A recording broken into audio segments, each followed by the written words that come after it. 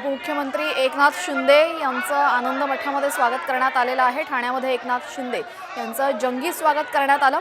उपमुख्यमंत्री पदाची शपथ घेतल्यानंतर एकनाथ शिंदे ठाण्यात गेले आणि उपमुख्यमंत्री एकनाथ शिंदे हे थेट आनंद मठात पोहोचले। तिथे आनंद दिघे यांचं त्यांनी दर्शन केलं, त्यांना अभिवादन केलं आणि त्यानंतर आता जोरदार घोषणाबाजी शिंदे समर्थकांकडून होताना पाहायला मिळते।